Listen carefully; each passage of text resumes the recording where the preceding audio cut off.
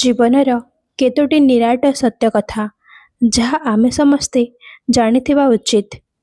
କୌଣସି ଜ୍ଞାନୀଟିଏ କହିଛନ୍ତି ପ୍ରେମ ଏବଂ ବନ୍ଧୁତ୍ୱ ସବୁ ଝଡ଼ ବାତ୍ୟାର ସାମ୍ନା କରିପାରିବ, କିନ୍ତୁ ଗୋଟିଏ ବସ୍ତୁ ଅଛି ଯାହା ତାଙ୍କୁ ଭାଙ୍ଗି ଚୁରମାର କରିପାରିବ, ତାହା ହେଉଛି ଭୁଲ ବୁଝାମଣା।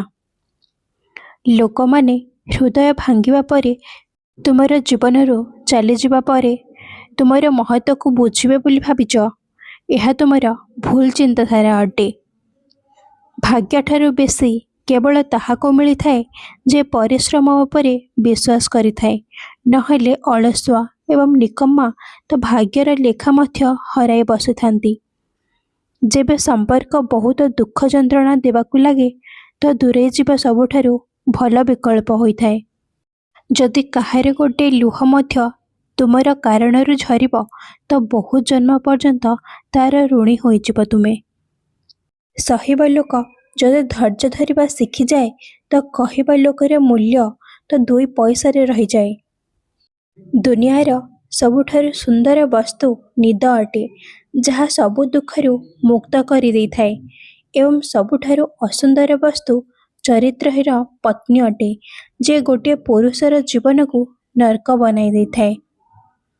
ଗୀତାରେ ଶ୍ରୀକୃଷ୍ଣ କହିଛନ୍ତି, ଯେଉଁ ଲୋକ ତୁମର ନିନ୍ଦା କରୁଛନ୍ତି ସେମାନେ କରିବେ ତୁମେ ଭଲ କର ବା ଖରାପ, ଏଥିପାଇଁ ଶାନ୍ତି ରହିକରି ନିଜର କର୍ମ କରିଚାଲ। ମନେ ରଖନ୍ତୁ, ଧୋକା ଖାଇଥିବା ଲୋକଙ୍କୁ ଈଶ୍ୱର ଧୈର୍ଯ୍ୟ ଦେଇଥାଏ, କିନ୍ତୁ ଧୋକା ଦେଉଥିବା ବ୍ୟକ୍ତିକୁ କେବେ ଶାନ୍ତି ମିଳିନଥାଏ। ଗୋଟିଏ ଝିଅ ପାଇଁ ମା ଘର ବିଦାୟ ସମୟରେ ନୁହେଁ, ବରଂ ସେହି ଦିନ ପର ହୋଇଯାଏ ଯେବେ ଦ୍ୱାରରେ ଗୋଡ଼ ରଖିବା କ୍ଷଣି ହିଁ କେହି ପ୍ରଶ୍ନ ପଚାରେ, କେତେ ଦିନ ପାଇଁ ଆସିଛ?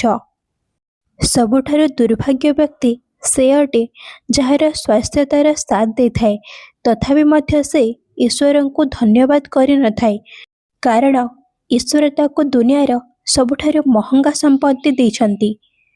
ମା ଘର ଯିବାର ଗୋଟିଏ ବୟସ ହୋଇଥାଏ। ଯେବେ ସେହି ବୟସ ସମାପ୍ତ ହୋଇଯାଏ, ତ ସ୍ତ୍ରୀ ନିଜେ ହିଁ ଯିବା ଛାଡ଼ି ଦେଇଥାଏ।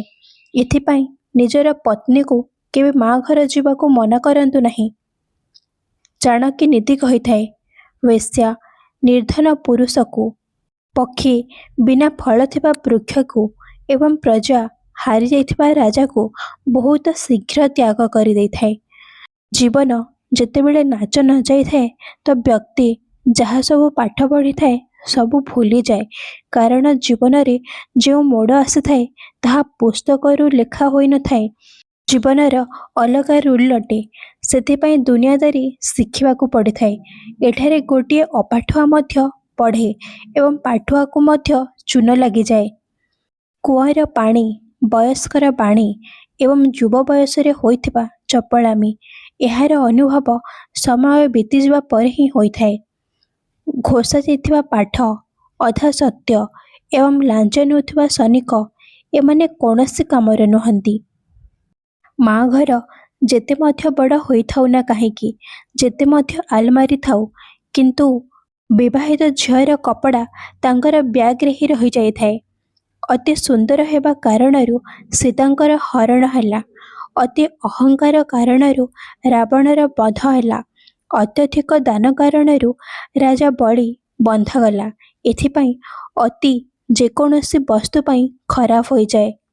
ତ ସାଙ୍ଗମାନେ, ଏହି ଭିଡ଼ିଓଟି ଆପଣମାନଙ୍କୁ କେମିତି ଲାଗିଲା ନିଶ୍ଚୟ କମେଣ୍ଟରେ ଜଣାନ୍ତୁ ଏବଂ ଆଗକୁ ଏଭଳି ଭିଡ଼ିଓ ଦେଖିବା ପାଇଁ ଏହି ଚ୍ୟାନେଲକୁ ସବସ୍କ୍ରାଇବ୍ କରିଦିଅନ୍ତୁ।